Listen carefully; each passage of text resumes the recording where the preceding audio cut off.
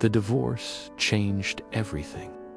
In Tang Dynasty society, a divorced woman carried a stain she could never wash away. But Yu Xuan Ji, she was not a woman who bowed to shame. She was a woman who carved her path with ink, talent, and fiery defiance. With no family to rely on and no husband to shield her, Xuan Ji made a choice that would seal her legend. She entered the world of Chang'an's pleasure quarters. But she didn't enter as a victim. She entered as a courtesan poet. Now, the brothels of Chang'an were unlike any other place in the empire. This wasn't just a place of fleeting pleasures. It was a dazzling world where scholars, nobles, generals, and artists mingled in candlelight. Here, beauty was currency, but true talent was a rare treasure. And Yu Xuan Ji possessed both in abundance. From the moment she stepped into the famous Lichun Pavilion, every head turned. Her eyes held storms. Her voice carried poetry like a blade wrapped in silk.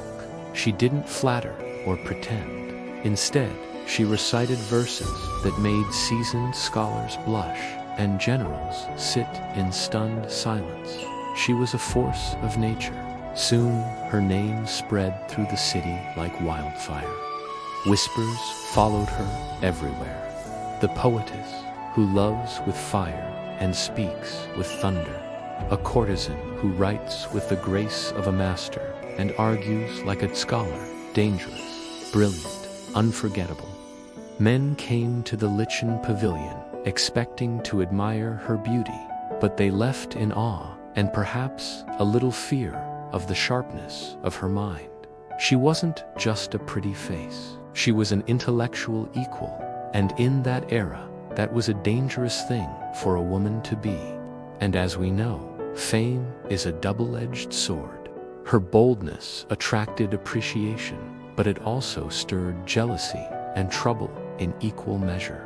Some saw her as a muse, a divine inspiration for their own art, but others saw her as a threat, a woman who refused to know her place. And in this glittering, dangerous world, one particular figure emerged from the crowd.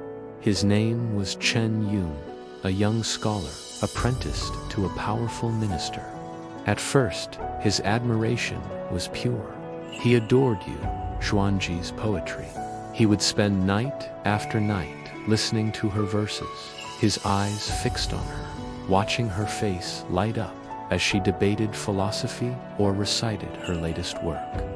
But soon, his admiration began to twist. It warped into longing, and that longing festered into a desperate devotion.